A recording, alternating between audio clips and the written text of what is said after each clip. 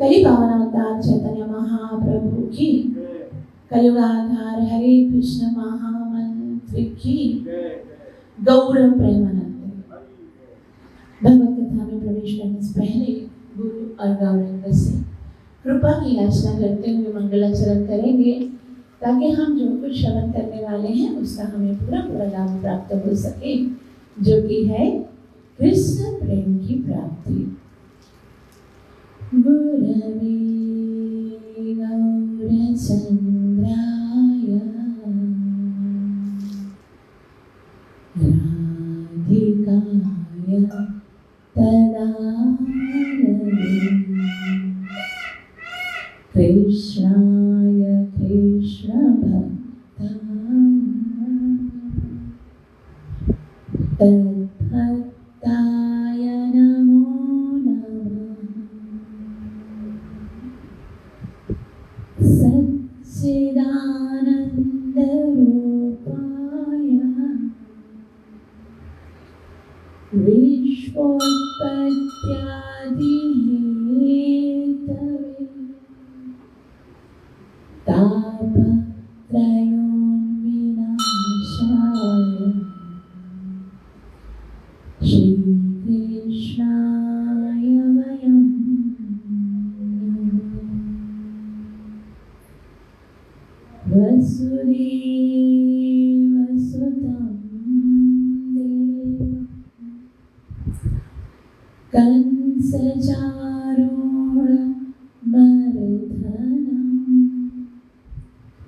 देवकी परमानन्दं कृष्णं वन्दे जगद्गुरुं।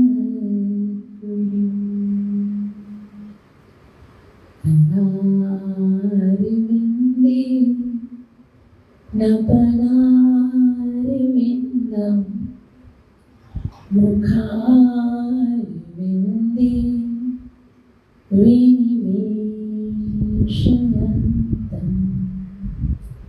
वटस्य पत्रस्य पुटे शयानं बालं मुकुन्दं मनसा स्मरामि।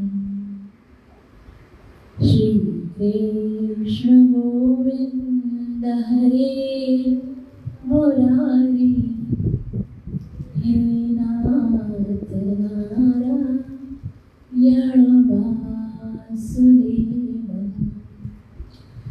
जिह्वे पिबस्व मृत्युमेतदेव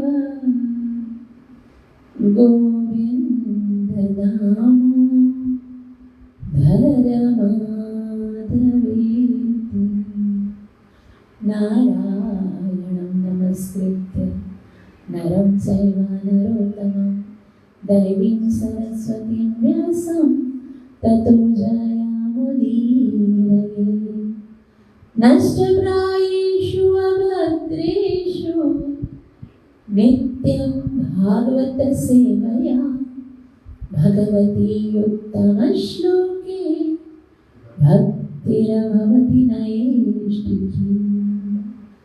पञ्चतत्त्वात्मकं कृष्णं भक्तरूपस्वरूपकं भक्तावतारभक्ताख्यं नमामि भक्तशक्तिकम्।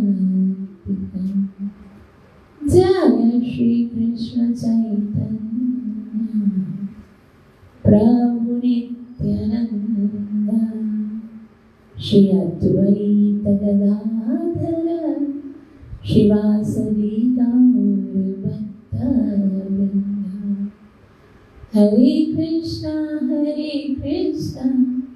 कृष्ण कृष्ण हरे हरे, हरे राम राम राम हरे हरे। ग्रंथराज श्रीमद् भागवत महापुराण की जय। तो सबसे पहले सुनने वाले समस्त भक्तों को निर्जला एकादशी की बहुत बहुत शुभकामनाएं। शास्त्र में ऐसा बताया गया है कि जो भी भक्ति का कार्य हम करते हैं साधारण दिन में, अगर वो हम एकादशी के दिन करते हैं तो उसका 100 गुना लाभ मिलता है। और अगर वही कार्य निर्जला एकादशी के दिन का किया जाता है तो उसका 1000 गुना अधिक लाभ मिलता है। तो आज हमारा परम सौभाग्य है कि श्री श्री राधा कुंज बिहारी के समक्ष बैठकर, उनके चरणों में बैठकर हमको श्रीमद् भागवतम श्रवण करने का अवसर प्राप्त हुआ है। श्रीमद् भागवतम जो समस्त शास्त्रों में सबसे श्रेष्ठ और वेद व्यास जी की अंतिम कृति है, जिसके लिए महाप्रभु कहते हैं कि श्रीमद् भागवतम महामुनि कृते किम वा परैरीक्षणे, कि इसके अतिरिक्त और कुछ पढ़ना आवश्यक नहीं है, क्योंकि ये जो है वो वेद व्यास ने अंतिम आखिर में लिखा है। सारे शास्त्रों का, वेदों का निचोड़ है श्रीमद् भागवतम। इसलिए ये सारे शास्त्रों और वेदों का पका हुआ फल है। तो हमारा कितना बड़ा सौभाग्य है कि हम ये आज भौतिक फल नहीं खा सकते हैं, लेकिन श्रीमद् भागवतम रूपी फल को चखने का अवसर मिला, और ये तो एक अमृत की तरह है। इसीलिए वेद व्यास जी कहते हैं पीवत भागवतम रसमालयम। पीवत ये सुनने के लिए नहीं है, बल्कि पीने के लिए है। तो आज वैसे भी साधारण जल तो हम पी नहीं सकते, तो इसलिए इस अमृत का पान करके हम अपने शरीर को ही नहीं बल्कि अपनी आत्मा को ही तृप्त करेंगे। Shrimad Bhagavatam canto 4 chapter number 8 चौथा अध्याय, चौथा सिकंद 8वां अध्याय, जिसका शीर्षक है ध्रुव महाराज का गृह त्याग और वनगमन। तो हमने अब तक ये पढ़ा कि ध्रुव महाराज जो कि उत्तानपाद जी के पुत्र हैं, एक बार उनकी 2 पत्नियां हैं सुरुचि और सुनीति। एक बार दोनों बालक उत्तानपाद और ध्रुव महाराज और उत्तम दोनों खेल रहे थे। तो जैसे ही उत्तम जो कि सुरुचि का पुत्र था वो ध्रुव महाराज के पिता उत्तानपाद की गोद में बैठा, उसी समय ध्रुव महाराज ने भी सोचा कि मुझे भी अपने पिता की गोद में बैठना है, लेकिन उस समय सुरुचि ने मना कर दिया कि नहीं, तुम मेरी गोद में नहीं बैठ सकते। क्यों नहीं बैठ सकता? क्योंकि तुम मेरे पुत्र नहीं हो और इसीलिए तुम्हें अधिकार नहीं है यहाँ पर बैठने का। तो मुझे अधिकार कैसे मिलेगा? तभी उसने कहा तुम जाओ भगवान की भक्ति करो, जब भगवान प्रकट हो जाएंगे तो भगवान से कहना कि तुम्हें मेरी कोख से जन्म मिले, और जब तुम मेरी कोख से जन्म लोगे तभी तुम्हें इस आसन पर बैठने का अवसर मिलेगा। तब ध्रुव महाराज को बहुत दुख हुआ और अपनी माता सुनीति के पास गया और कहा माता मुझे भगवान के पास जाना है। तभी सुनीति ने बहुत समझाया कि देखो ध्रुव, किसी के लिए मन में द्वेष नहीं रखना चाहिए, जो हमारे भाग्य में होता है हमें वही मिलता है। तभी ध्रुव महाराज को बहुत समझाने के बाद भी जब उसके मन में अभी तक यही दुख था कि मुझे गोद में बिठाया नहीं, तो ध्रुव महाराज रात को जब माता सो गई तो फिर वहाँ से निकले और जंगल की ओर चले गए। रास्ते में उनकी मुलाकात नारद मुनि से हुई और नारद मुनि ने पूछा, अरे तुम इतने नन्हे से बालक को इतनी रात को कहाँ जा रहे हो? तब ध्रुव महाराज ने कहा मैं भगवान को ढूंढने जा रहा हूँ। तो भगवान को? लेकिन भगवान से क्या काम है तुमको? बोला मुझे बहुत बड़ा राज्य चाहिए, मेरे पिताजी से भी बड़ा, ब्रह्मा जी से भी बड़ा मुझे राज्य चाहिए। तो बोला लेकिन हुआ क्या? बोला मुझे मेरे पिताजी ने गोद में नहीं बिठाया, अब मुझे भगवान से मिलना। तो बोला बस इतनी सी बात है, गोद में नहीं बिठाया तो तुम रूठ गए, चलो तुम्हारे पिताजी मेरी बात जरूर मानेंगे। नारद मुनि ने कहा मैं लेके चलता हूँ तुमको तुम्हारे पिताजी के पास और वो तुम्हें गोद में अवश्य बिठाएंगे। तभी ध्रुव महाराज ने कहा नहीं, अभी मुझे गोद में बैठना ही नहीं है, अभी तो मुझे राज्य चाहिए। आप ये नहीं जानते कि मेरा कितना बड़ा अपमान हुआ है। नारद मुनि ने बहुत समझाया कि देखो बेटा, अपना अपमान तो केवल शरीर का होता है, हम तो शरीर नहीं है, हम तो आत्मा है। तो इसलिए आत्मा का तो कभी सम्मान अपमान कुछ होता नहीं है, तो इतनी छोटी बात पर इतना ज्यादा क्रोधित नहीं हो। गुरु महाराज ने कहा, हे देवर्षि, आप इतनी अच्छी बातें समझाते हो, लेकिन फिर भी मेरा मन बहुत कठोर है। मैं क्षत्रिय हूँ और क्षत्रिय अपना अपमान कभी नहीं समझ सकते, कभी नहीं बर्दाश्त कर सकते। इसलिए आपसे निवेदन है, यदि आप मुझे भगवान का पता बता सकते हैं तो बताइए, वरना अपने रास्ते पे जाइए, मैं स्वयं ही खोज लूंगा भगवान को। और इतना कहकर जब नारद मुनि ने देखा, अरे इतना छोटा सा बालक है और उसका संकल्प इतना दृढ़ है, तो समझो अब तो उसे भगवान का पता बताना ही पड़ेगा। और इस तरह से नारद मुनि ने कहा, यदि तुम वास्तव में भगवान को प्राप्त करना चाहते हो तो पहले ये जान लो कि भगवान को प्राप्त करना इतना सरल भी नहीं है। बोले सरल के लिए नहीं जा रहा हूँ, जितना भी कठिन होगा मैं प्राप्त करने के लिए तैयार हूँ, आप खाली बताओ मुझे करना क्या है। तब नारद मुनि बहुत ही सुंदर रीति से ध्रुव महाराज को भगवान का ध्यान करने के लिए बोलते कि देखो, पहले तो हमको प्राणायाम करना होता है, ध्यान करना होता है, और ध्यान पूरा किस तरह से ध्यान किया जाता है उसका वर्णन नारद मुनि ने किया कि भगवान का ध्यान चरणों से किया जाता है। नेत्र मौन करके भगवान के सुंदर विग्रह का दर्शन करना होता है।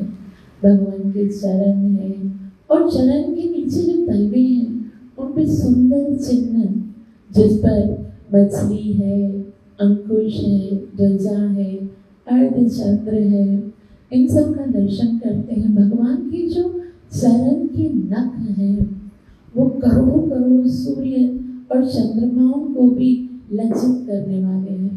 भगवान के चरणों में जो पायल है वो इतनी सुंदर है। भगवान ने बहुत ही सुंदर पीले रंग की धोती पहनी हुई है और भगवान ने कमर पे बहुत ही सुंदर छोटी छोटी घंटियों वाली करधनी पहनी हुई है। भगवान ने बहुत ही प्यारी वैजयंती माला धारण की हुई है। वे वक्षस्थल पर श्री वस्त्र का निशान है। भगवान के हाथों में बहुत सुंदर आयुध है, शंख चक्र गदा पद्म भगवान ने धारण किए हुए हैं। और भगवान का मुखमंडल बहुत ही सुंदर है। भगवान के अधर मधुर है, भगवान के नेत्र मधुर है, भगवान की कपाल, भगवान का वक्षस्थल, भगवान के गुंगराले बाल है और भगवान के पूरे स्वरूप का दर्शन कराते हैं और बताते हैं कि देखो भगवान ऐसे होते हैं। तो बहुत ही सुंदर यहाँ से हमें ये समझना चाहिए कि ये जो भगवान का स्वरूप हम देखते हैं वो कोई मनगढ़ंत नहीं है। कभी कभी लोग पूछते हैं, भाई ये भगवान कैसे हो सकते हैं जिसको हम स्वयं बनाते हैं? भगवान तो वो है, ना कोई उसका रूप है, ना रंग है, ना कोई स्वरूप है, वो भगवान निराकार है। ऐसा नहीं है, भगवान का स्वरूप है। क्योंकि अगर भगवान का स्वरूप ही नहीं है तो फिर भगवान तो अधूरे हो गए, पूर्ण कैसे हुए? भगवान ने जो इस पूरी सृष्टि को बनाया है, प्रत्येक वस्तु का स्वरूप है ना। हर फूल का एक अलग अलग स्वरूप है। गुलाब एक अलग तरीके का दिखता है, जैस्मिन एक अलग तरीके का दिखता है। हर फ्रूट का एक अलग अलग स्वरूप होता है। मैंगो का अलग है, स्ट्रॉबेरी का अलग है, एप्पल का अलग है। तो उसी तरह से जब ये प्रकृति है, ये भौतिक जगत जो भगवान ने बनाया है उसका भी स्वरूप है।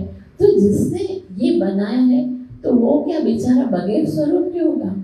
उसका कोई स्वरूप नहीं होगा। तो नारद मुनि बता रहे हैं कि उस भगवान के रूप का ध्यान करना चाहिए। इसके रूप का ध्यान करने से क्या लाभ होगा? मानो ऐसा यदि ध्रुव महाराज पूछे तो नारद मुनि कहते हैं, एवं भगवतो रूपम सुभद्र ध्यायतो मना निर्वृत्य परया तूर्णं संपन्नं न निवर्तते। एवं भगवतो रूपम, ऐसा सुंदर मनोहारी भगवान का स्वरूप है सुभद्र, जो कि सुभद्र है। सुभद्र मतलब अत्यंत कल्याणकारी है। आपको पता है संसार में जिस भी वस्तु का हम दर्शन करते हैं ना, वो वस्तु हमारे पतन का कारण बनती है। हमारा मन उसमें लग जाता है। और ऐसा भगवान Shri Krishna Bhagavad Gita chapter number 2 verse number 62 में कहते हैं, ध्यायतो विषयं पुंसः संगस्तेषुपजायते संगा संजायते कामा कामात् क्रोधो विजायते।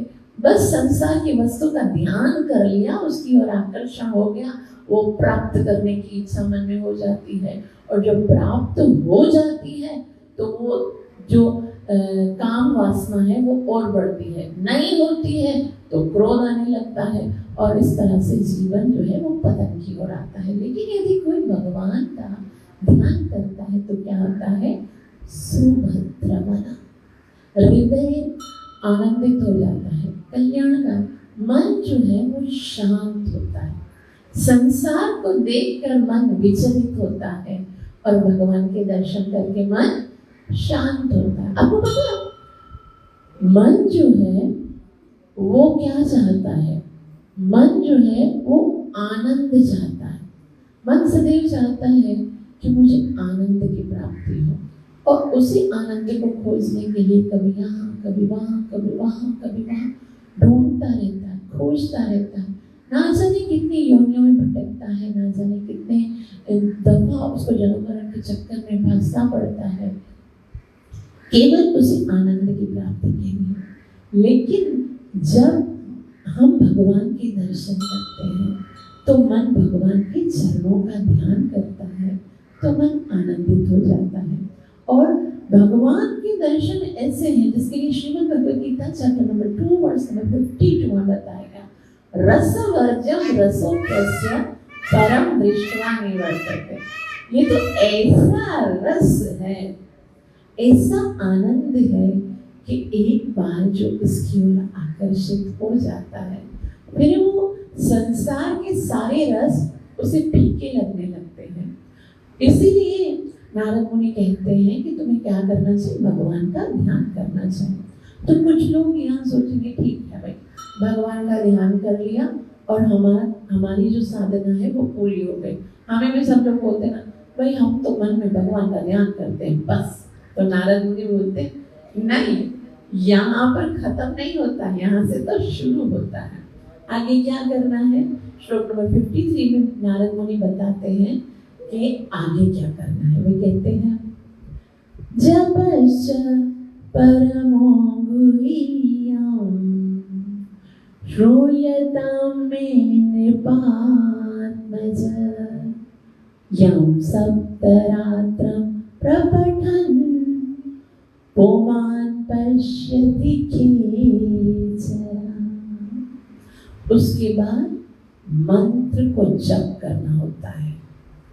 ये सबसे महत्वपूर्ण विधि है, मंत्र को जप करना।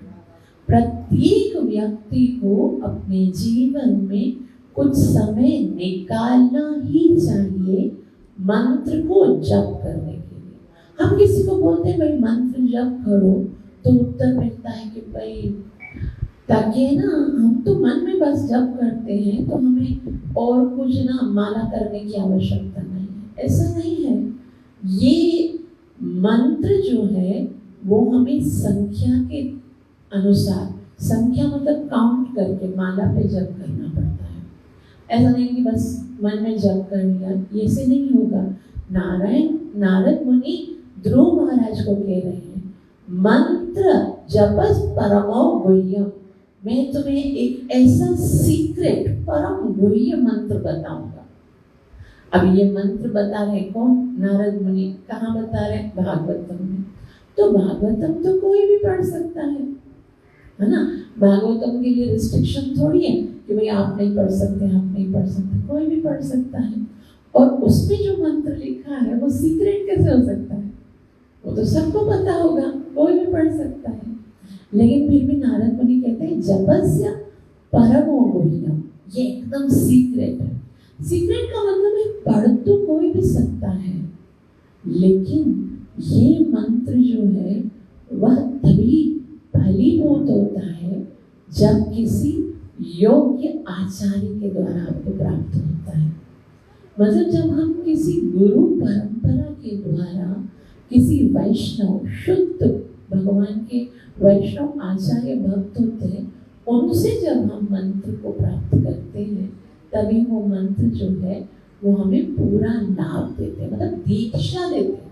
तो यहाँ पर नारद मुनि जो है वो ध्रुव महाराज को दीक्षा दे रहे। आपको पता है हमारे जितने भी अच्छे अच्छे भक्त हैं ना, हम सुनते हैं, उन सबके गुरु है ना वो नारद मुनि है। हम देखते हैं प्रहलाद महाराज के गुरु नारद मुनि हैं, ध्रुव महाराज के गुरु भी नारद मुनि हैं। तो नारद मुनि जो है वेद व्यास जी के भी गुरु हैं, जो वेद व्यास जी सारे शास्त्रों को लिखते हैं। हमारी परंपरा में ब्रह्मा के पुत्र नारद हैं, जो और नारद मुनि के शिष्य वेद व्यास जी हैं, और इसको ब्रह्मा नारद गौड़ीय संप्रदाय कहते हैं। तो नारद मुनि कह रहे हैं कि मैं तुम्हें एक सीक्रेट मंत्र बता रहा हूँ, यम सप्तरात्रम पठनम। मानो गुरु ने पूछा, अरे ये सीक्रेट मंत्र जानने का कुछ लाभ बताओ, क्या होता है इससे? तो कहते हैं यम सप्तरात्रि पठनम। सप्त कहते हैं 7 को, रात मतलब 7 रात अगर कंटिन्यूस कोई इसको जप करता है तो क्या होता है? पुमान पश्यति खेचरा। पुमान अर्थात मनुष्य, पश्यति अर्थात दर्शन कर सकता है, खेचरा, खेचरा कहते हैं आकाश में चलने वाले जो प्राणी हैं उनको। आपको पता है हम तो यहाँ पर केवल मनुष्यों को और संसार के जो लोग हैं उनको देख सकते हैं। यहाँ पर बहुत सारे अदृश्य जीव भी रहते हैं जिनको हम अपनी इन आंखों से नहीं देख सकते हैं, लेकिन ऐसा है, ऐसा बताया जाता है शास्त्रों में कि आकाश में बहुत सारे खेचर, अलग अलग लोक के अलग अलग प्राणी होते हैं। जैसे हमारा ये धरती लोक है, इसको भूलोक कहते हैं, उसके बाद भूलोक, भूअरलोक, जनलोक, तपलोक, महलोक, सिद्ध लोक। तो ये सारे जो लोक के वासी होते हैं वो अलग अलग समय पर आकाश में घूम रहे होते हैं। हो सकता है कितनी सारी जीव आत्मा यहाँ पर भी होती है, हमको नहीं पता, क्योंकि हमको तो सिर्फ साधारण नेत्रों से वही दिख सकता है जो यहाँ पर प्रत्यक्ष होता है। लेकिन ये मंत्र नारद मुनि कहते हैं जो मैं आपको बता रहा हूँ, अगर कोई इसको 7 रातों तक कंटिन्यूस पढ़ता है तो उसको क्या लिखेगा? क्या लिखेगा? आकाश में उड़ने वाले जो जीव हैं वो भी दिखेंगे। तो गुरु महाराज कहते हैं, अच्छा मुझे बताइए कि कौन सा मंत्र है। तो यहाँ पर ये समझा है कि देखो, अगर हमें भगवान को प्राप्त करना है तो हमें क्या जप करना पड़ेगा? मंत्र जप करना पड़ेगा। और नारद मुनि कहते हैं कौन सा मंत्र है? ओम नमो भगवते वासुदेवाय।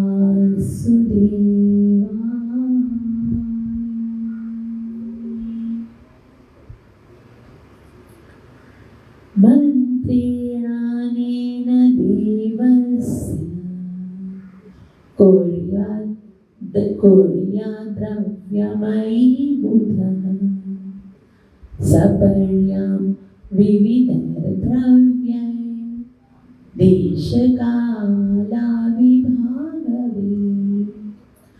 तो नारद मुनि ने ये मंत्र किसको दिया है? ध्रुव महाराज को। ध्रुव महाराज कब कौन से युग में थे? देखो, पहले ब्रह्मा जी के, उसके बाद मनो महाराज आए, मनो महाराज के पुत्र उत्तानपाद, और उत्तानपाद के पुत्र हैं ध्रुव महाराज। मतलब अभी कौन सा युग चल रहा है? सतयुग चल रहा है। तो सतयुग में ध्रुव महाराज को नारद मुनि ने मंत्र दिया है, कौन सा? ओम नमो भगवते वासुदेवाय। उसी तरह से हर एक युग का एक अलग अलग मंत्र होता है।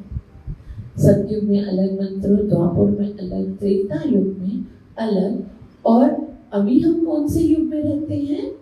कलयुग में रहते हैं। तो एक बार नारद मुनि अपने पिता ब्रह्मा जी के पास गए और पूछने लगे, पिताश्री, हर युग का एक मंत्र होता है ना, आप मुझे कलयुग के जो प्राणी हैं उनको कौन सा मंत्र जपना चाहिए उसके विषय में बताइए, क्योंकि कलयुग के जो लोग हैं वो बहुत दुखी रहते हैं, तो उनके दुखों का निवारण करने का एक ऐसा मंत्र बताइए जो कोई भी पढ़ सके, क्योंकि पहले जो मंत्र होते थे ना वो कोई भी नहीं पढ़ सकते थे। जैसे कोई गुरु जरूरी होता था, जब तक कोई गुरु नहीं देता था तब तक कोई मंत्र पढ़ नहीं सकते थे, ब्राह्मण दीक्षा लेनी पड़ती थी और गुरु की सेवा करनी पड़ती थी, आदेश का पालन करना पड़ता था। लेकिन कलयुग के लोग तो इतने व्यस्त हैं कि उनके पास ये सब चीज़ों के लिए समय नहीं है। तो बोला कोई ऐसा मंत्र हो जो अगर 5 साल का बच्चा पढ़े तो भी उसको उतना लाभ हो, और अगर 50 साल का बूढ़ा पढ़े तो भी उसको उतना ही लाभ हो, कोई ऐसा मंत्र बताइए। तब ब्रह्मा जी जो है वो नारद मुनि को कहते हैं, कई संदर्भ उपनिषद में भी कहते हैं, हरे कृष्णा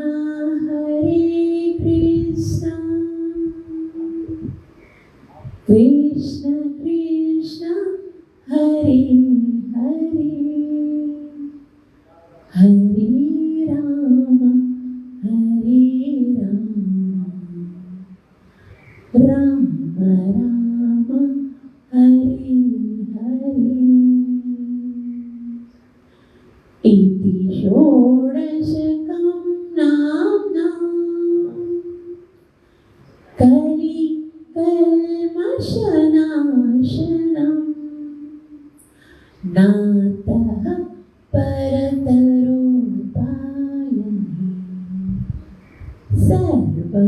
सर्ववेदेषु दिशति। ब्रह्मा जी नारद मुनि से कहते हैं, इति षोडशकं नामम, ये जो 16 अक्षरों वाला मंत्र है, कलि कल्मष नाशनम, कलयुग के जीवों के सारे दुखों को नष्ट करने वाला है। नारद मुनि कहते हैं, अच्छा इसके अलावा भी कोई और मंत्र है?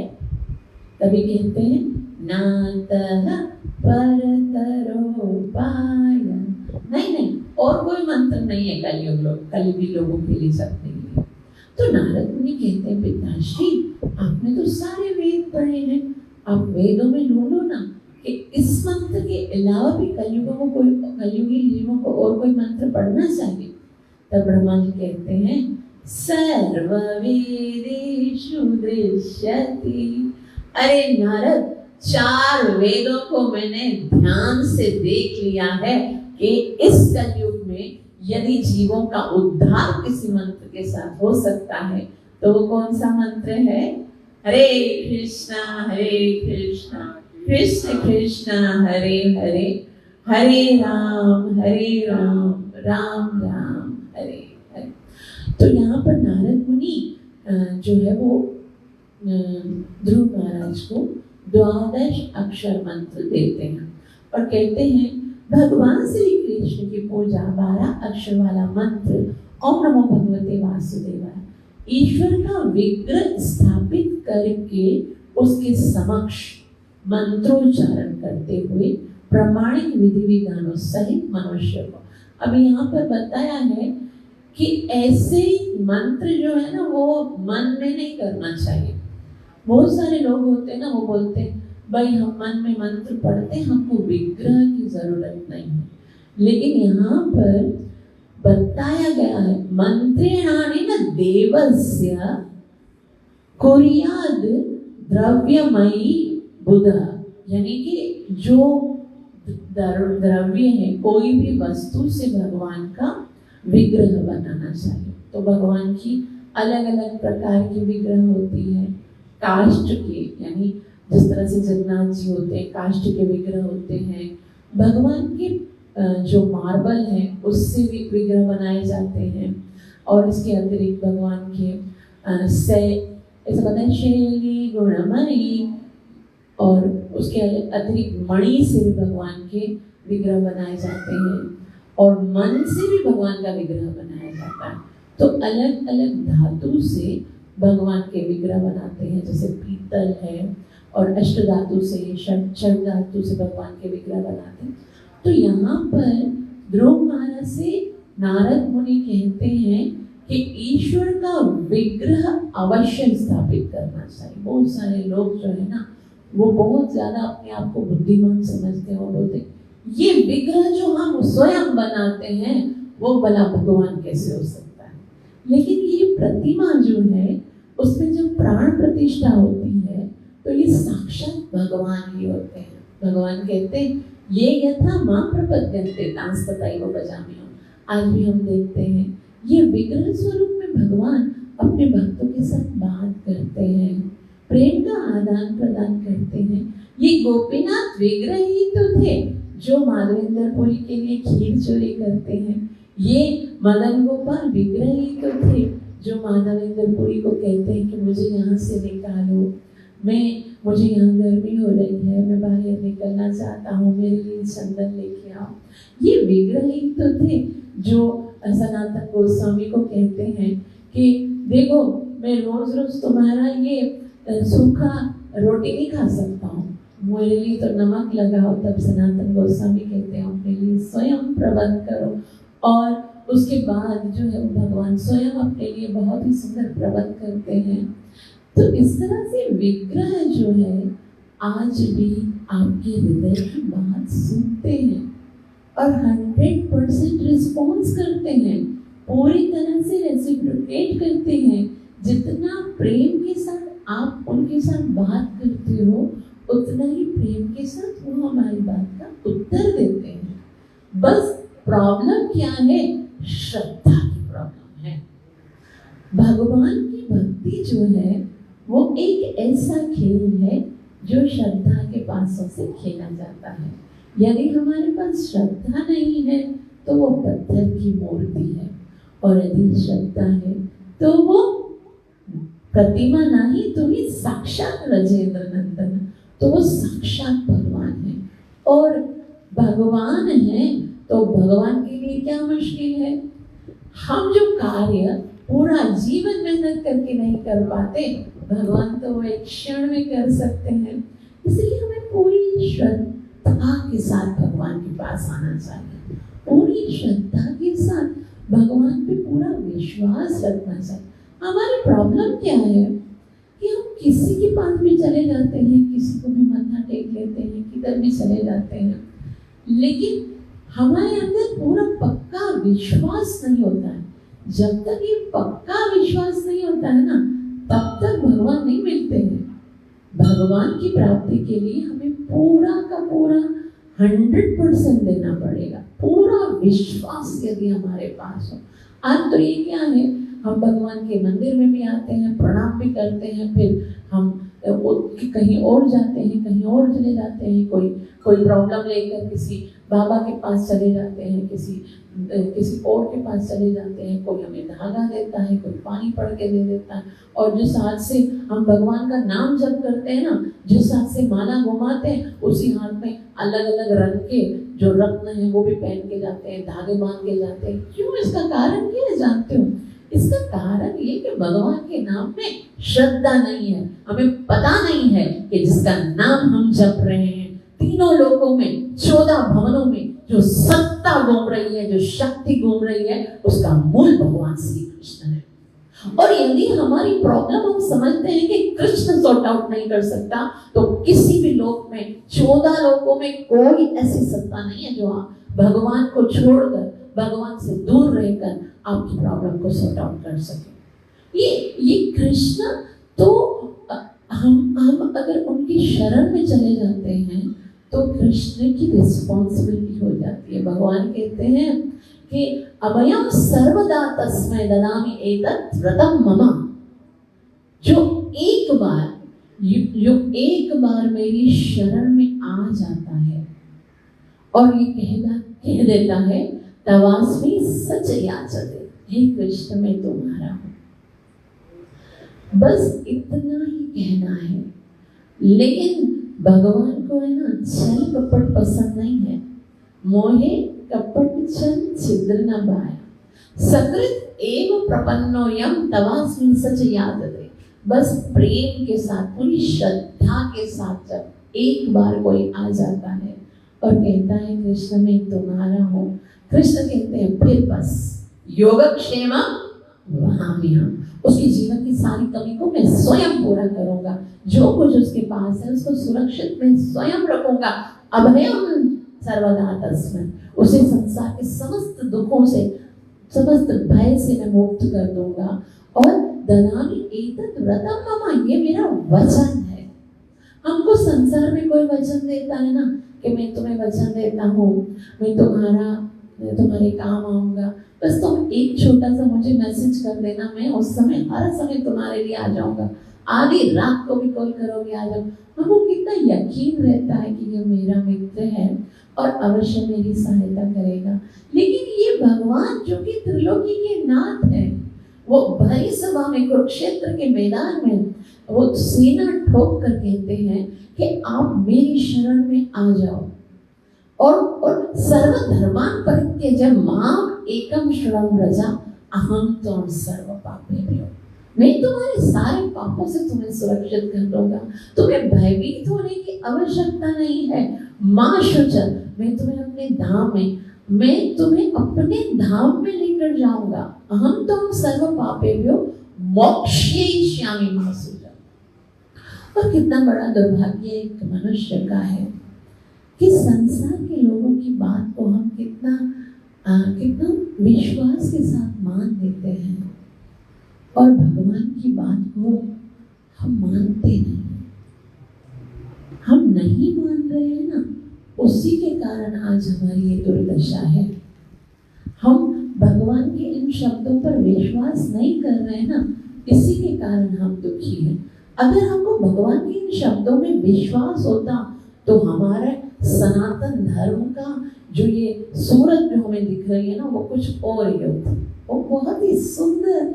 अगर हमें गीता के शब्दों को, भागवत के शब्दों में यदि विश्वास होता ना आज के सनातन संस्कृति हिंदू व्यक्ति को, तो फिर तो हर जगह भगवान की भक्ति होती। अभी देखो नारद मुनि बोलते हैं क्या करना है, मंत्र को जप करना है और क्या करना है, भगवान की विग्रह को स्थापित करना है। और क्या, और फिर भगवान को अलग अलग सामग्री इकट्ठी करके उनकी सेवा करनी है। अब पता है भगवान के पास कभी भी खाली हाथ नहीं आना चाहिए। जब भी हम भगवान के पास आए, कभी कोई फल लेकर आए, कोई फूल लेकर आए, कुछ भी वस्तु भगवान के लिए, भगवान को आवश्यकता नहीं है, लेकिन ये एक शिष्टाचार है कि गुरु के पास, भगवान के पास हमें कुछ लेकर जाना चाहिए। इसलिए यहाँ पर लिखा है सपर्याम विविधा, कोई सामग्री इकट्ठी करनी चाहिए। जरूरी नहीं है कि बहुत महंगा हो, हम ये सोचें कि बहुत ही एक्सपेंसिव भगवान के लिए वस्तु लेकर जाए। भगवान तो एक छोटे से पत्ते से भी खुश हो जाते हैं। तुलसी का एक पत्ता हो या गुलाब का एक फूल हो, जिसकी कोई कीमत नहीं है, लेकिन भगवान ये देखते हैं कि वो मेरे लिए कितना प्रेम से लेकर आया है। ये जो कृष्ण कॉन्शियसनेस है ना, भगवान की भक्ति का जो मार्ग है ना, वो प्रेम से प्रारंभ होता है। अगर प्रेम नहीं है तो वो 56 भोजन को भी अस्वीकार कर लेता है, जिस तरह से दुर्योधन के किया। लेकिन यदि प्रेम से कोई केला नहीं, केले के छिलके भी खिला देता है, उसको भी खा जाता है, क्योंकि ये भावग्राही है। इसलिए हमें प्रेम के साथ जब भी घर से निकले ना मंदिर के लिए, तो हमें ये सोचना चाहिए मैं भगवान से मिलने जा रहा हूँ। और जब हम किसी से मिलने जाते हैं तो कैसा लगता है कि हम उसके लिए कुछ लेकर जाएं। तो यहाँ पर बताया है कि भाई आप भगवान की विग्रह को स्थापित करो और उनकी सेवा के लिए सामग्री इकट्ठा करना देश काल विभाग है, देश और काल के अनुसार। तो हम ध्रुव महाराज लगे भाई मैं तो जंगल में हूँ, जंगल में सामग्री कहाँ से आएगी? तो बता रहे हैं कि कोई ऐसा बात नहीं है जो आप यहाँ पर एकत्रित नहीं कर सकोगे। भगवान की पूजा कोई भी कर सकता है, भगवान की पूजा कहीं भी की जा सकती है। एक यही तो कार्य है जिसके लिए ना तो हमें देश, ना काल, ना वस्तु, कोई भी हमें पर प्रॉब्लम नहीं हो सकती। संसार को यदि खुश करना है तो जीवन गुजर जाता है, लेकिन संसार खुश नहीं होता। और भगवान को यदि खुश करना है तो भगवान कहते हैं क्षिप्रम भवति धर्मात्मा। क्षिप्रम, एक क्षण में भगवान खुश हो जाते हैं। तो गुरु महाराज पूछते हैं, अच्छा आप बताइए कौन सी वस्तुएं एकत्रित करनी पड़ेगी?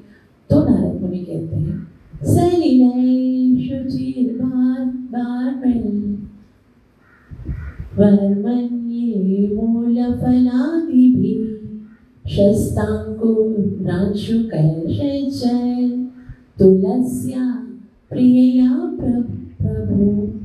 सबसे पहले सलिले शुचिर, सलिल कहते हैं जल को, क्योंकि अभी ध्रुव महाराज को नारद मुनि ने कहाँ पर तपस्या करने के लिए बोला है? कहाँ जाना है उनको? वृंदावन में, मधुवन में। और मधुवन में तो सामने ही यमुना नदी बहती है, तो बोला आपको कुछ नहीं करना, बस यमुना जी का जल भर के आ जाना। वो तो एकदम सरल है। सलिल है शुद्ध, शुचिर, शुचिर मतलब बहुत ही शुद्ध होना चाहिए, शुचिर भी। और माल्य, और फिर वन में फूल होंगे, फूलों से भगवान के लिए माला बनाना। वन ये मूल और जो जड़ें हैं, फल आदि नाना प्रकार के जो फल होंगे ना, आप देखोगे उन फलों के साथ भगवान को भोग लगा देना।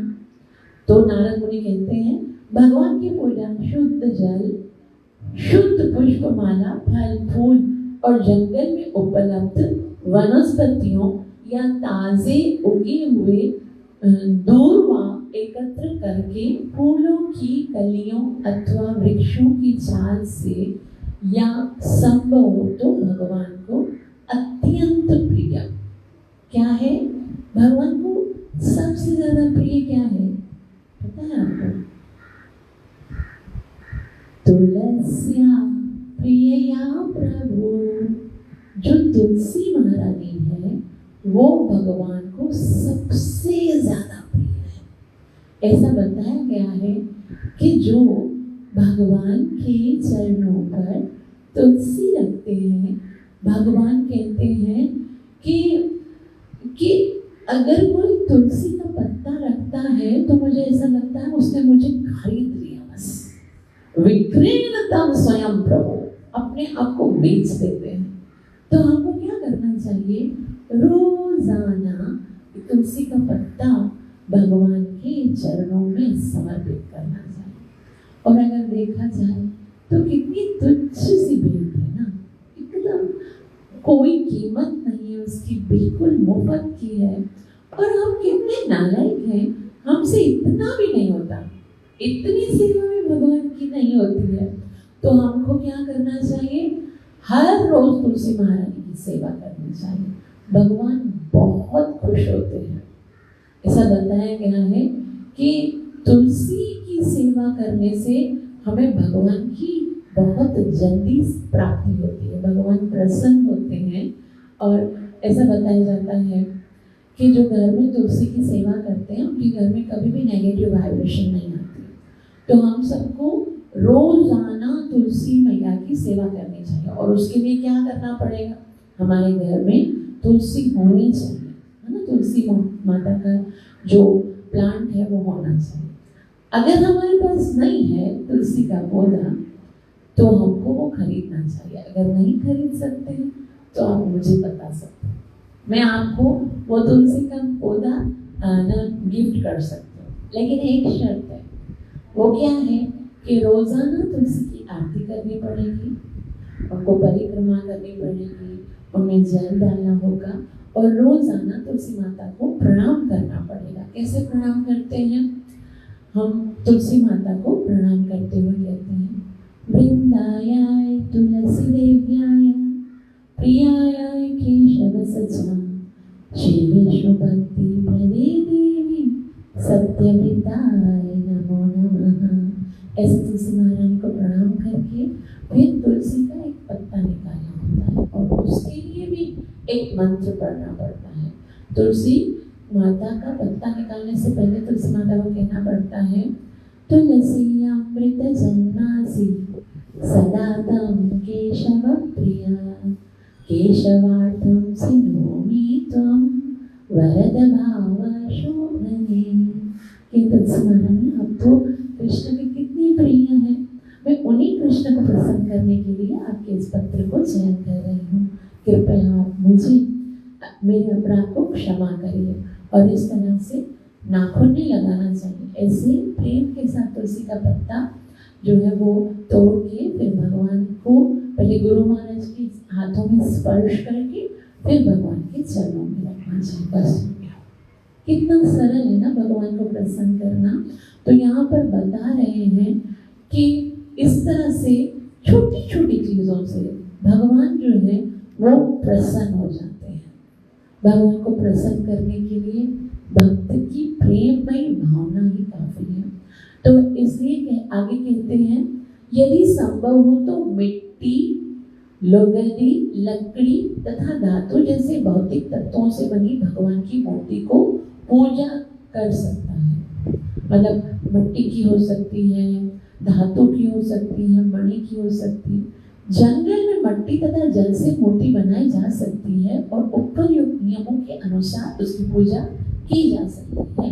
जो भक्त अपने ऊपर पूर्ण संयम रखता है उससे अत्यंत ही नम्र तथा शांत होना चाहिए और जंगल में जो भी फल तथा वनस्पतियां प्राप्त होती हैं उन्हीं को खाकर संतुष्ट रहना चाहिए। अभी यहाँ पर बता रहे हैं कि विग्रह जरूरी होनी चाहिए, मिट्टी की हो चाहे धातु की हो चाहे पीतल की हो चाहे सोने की हो, भगवान की विग्रह की पूजा जरूर करनी चाहिए। तो हमारे घर में हम जो गृहस्थ है ना, स्पेशली उनके घर में एक ऐसा स्थान होना चाहिए जो बहुत ही पवित्र हो और बहुत ही स्वच्छ साफ सुथरी जगह होनी चाहिए, जहाँ पर हमें भगवान की विग्रह को रखना चाहिए, भगवान की मूर्ति को। और रोजाना सुबह को मतलब पूरे जो परिवार में जितने भी लोग हैं सुबह उठकर उनको भगवान को प्रणाम करना चाहिए। हमको लगता है कि बहुत बैकवर्ड बातें हैं, लेकिन पता है क्या होता है, पूरी भागवत बताने के बाद जब 18,000 श्लोक समाप्त होते हैं तब शुकदेव गोस्वामी से परीक्षित महाराज कहते हैं, आपने तो बहुत कुछ बता दिया, अभी मुझे बताओ करना क्या है। तभी अगर भगवान से भी पूछें कि भाई तुम्हारी भक्ति करनी है, तुम्हें प्रसन्न करना है, तो करना क्या है, तो वहां पर शुकदेव के गोस्वामी कहते बस 2 काम करने। श्रीमद् भागवतम के 18वें सिकंद में एकदम लास्ट में कहते हैं कि आपको क्या करना है, 2 काम। नाम संकीर्तनम यस्य सर्व पाप प्रणाशनम प्रणामो दुःख शमनम तम नमामि हरि परम। नाम संकीर्तनम यस्य सर्व पाप प्रणाशनम, भगवान के पवित्र नाम का संकीर्तन करना चाहिए। उससे क्या होता है, उससे आपके जीवन के सारे पाप नष्ट हो जाते हैं। जब आप भगवान का नाम गाते हो ना, आपको पता नहीं कितना चमत्कारी होता है।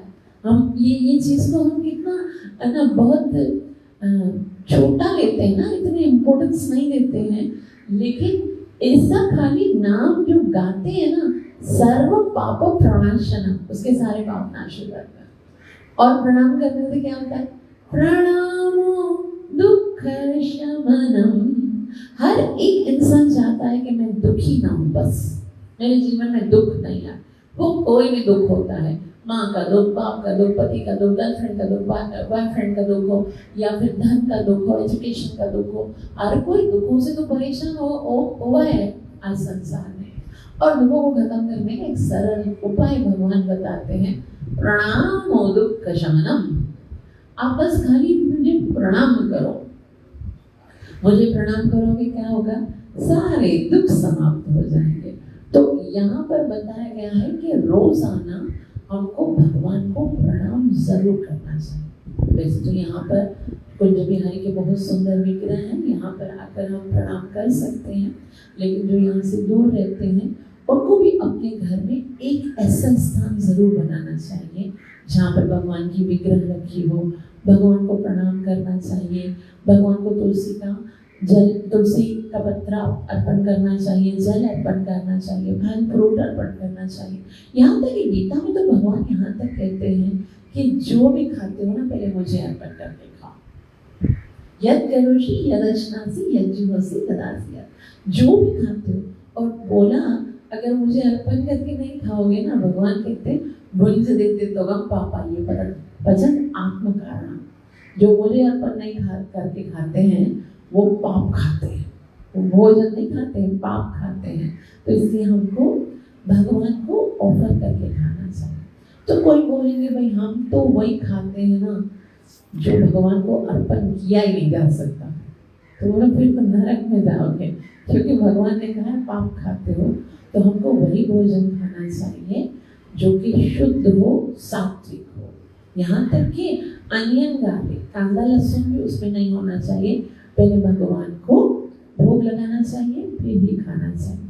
और उसके बाद कहते हैं हे ध्रुव, प्रतिदिन 3 बार मंत्र जप करने और श्री विग्रह की पूजा करने के अतिरिक्त तुम्हें भगवान के विभिन्न अवतारों के दिव्य कार्यों के विषय में भी ध्यान लगाना चाहिए। मतलब रोजाना 3 टाइम जो है वो साधना करनी होती है।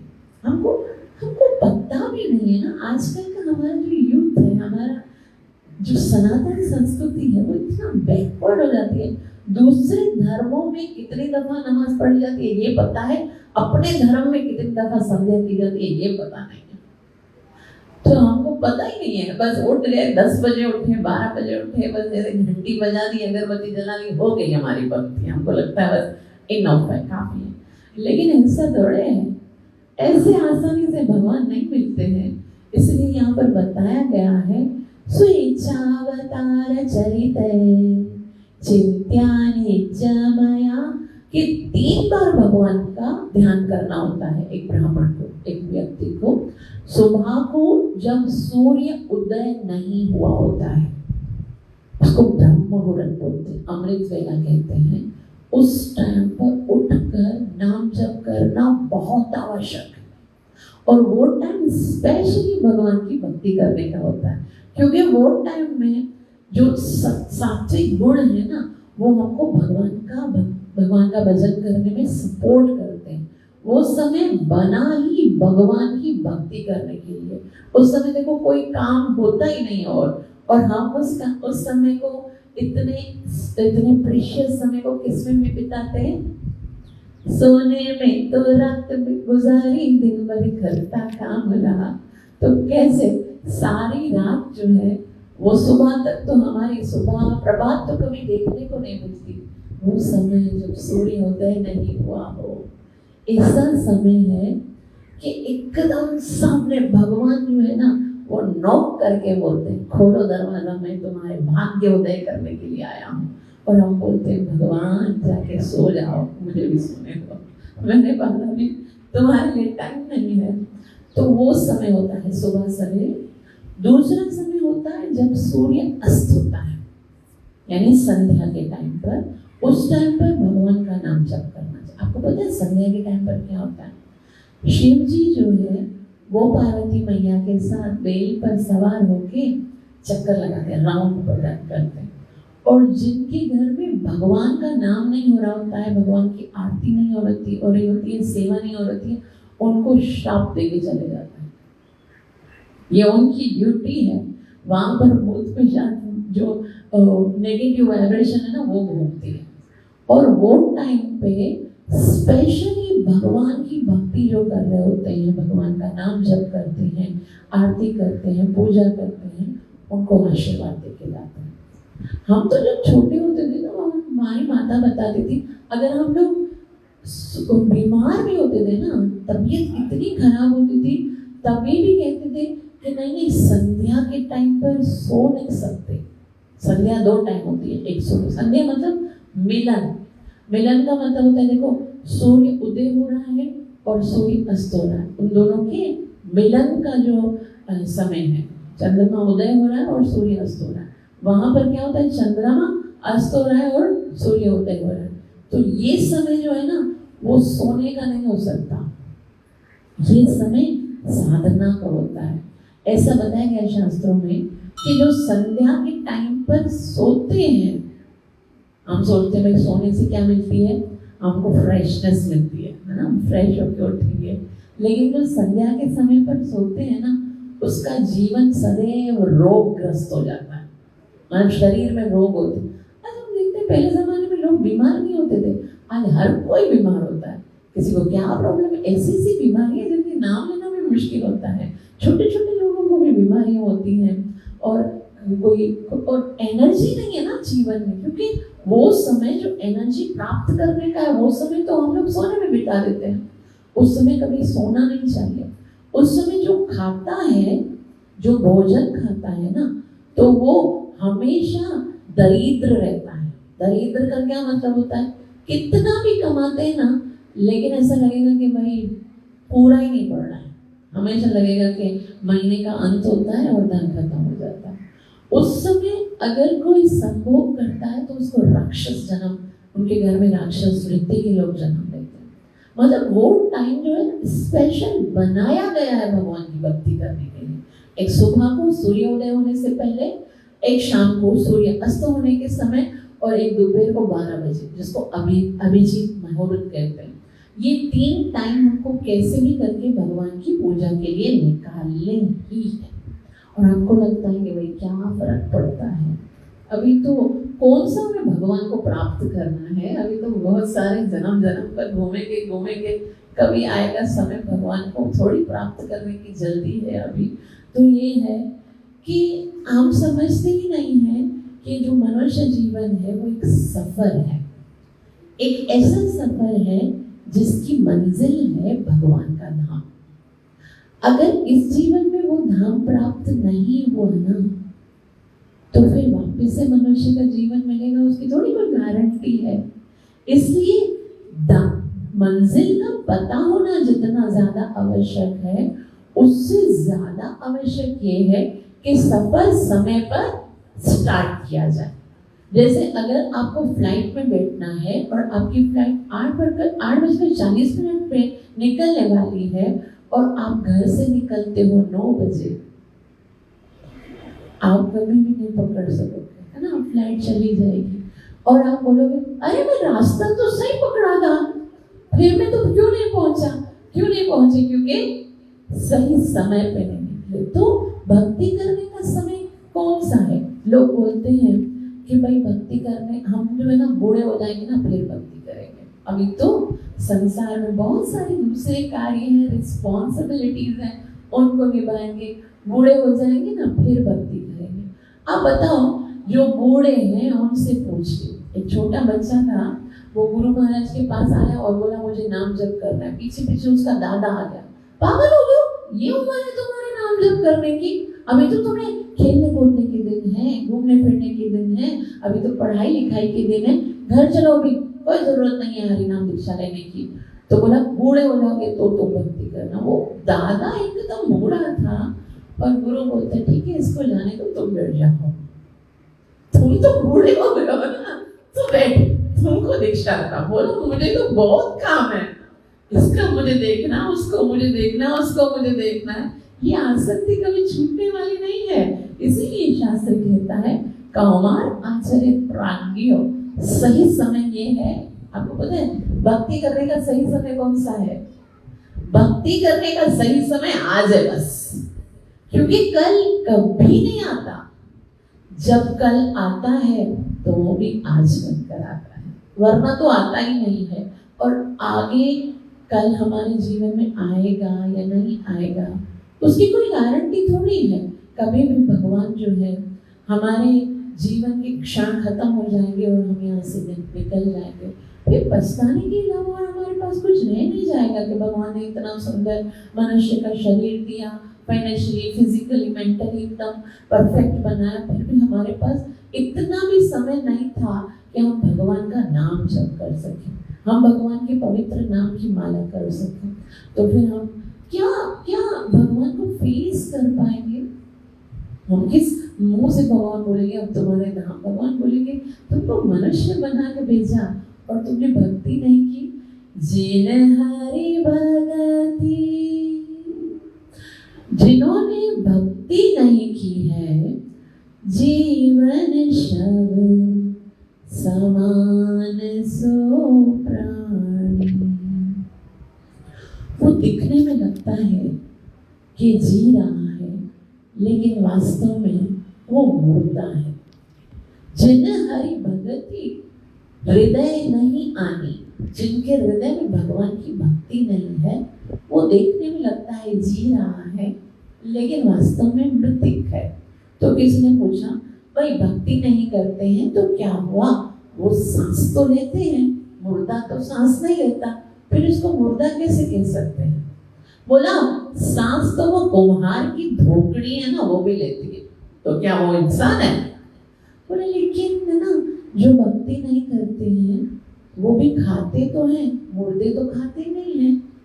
तो बोला खाते तो जानवर भी हैं, वो मनुष्य थोड़ी हो सकते हैं।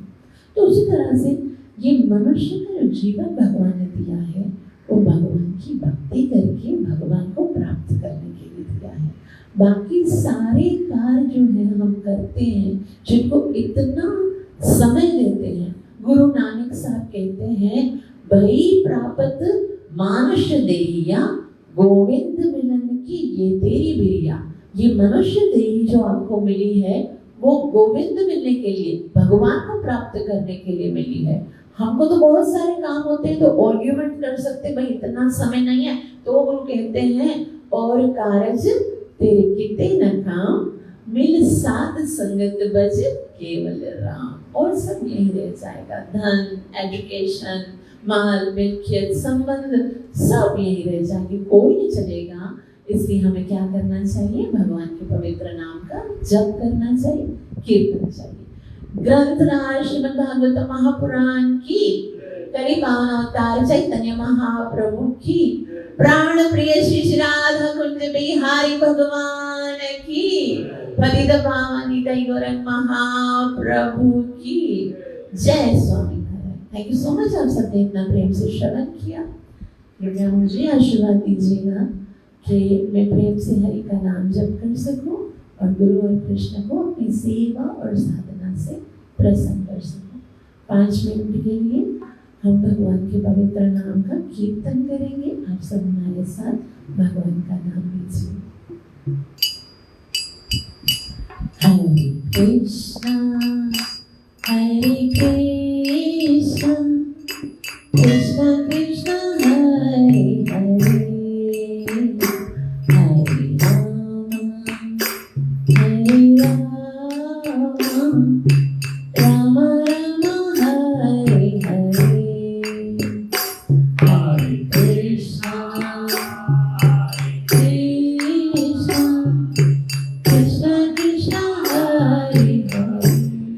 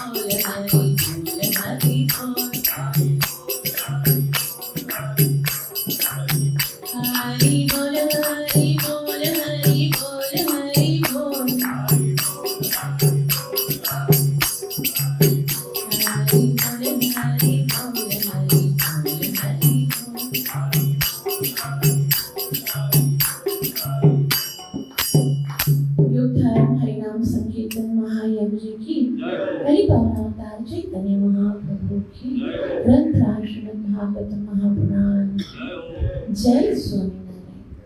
Thank you so much.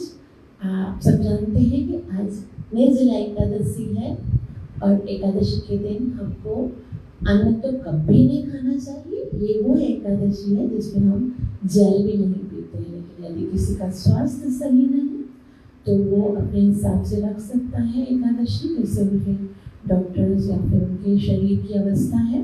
लेकिन फिर भी एकादशी के दिन हमको कभी भी अनाज नहीं खाना चाहिए, क्योंकि एकादशी के दिन अनाज में पाप का वास होता है। तो आज यहाँ शाम को रात को 9:30 बजे एकादशी का ब्रिगेड है, तो आप सब स्वयं भी आइए और जलंधर के मैसेज पहुँचा सकते हैं, सबको पहुँचाइए ताकि ज़्यादा से ज़्यादा लोग जो है वो इस सुंदर अवसर का लाभ ले सकें। Thank you so much. Hare Krishna.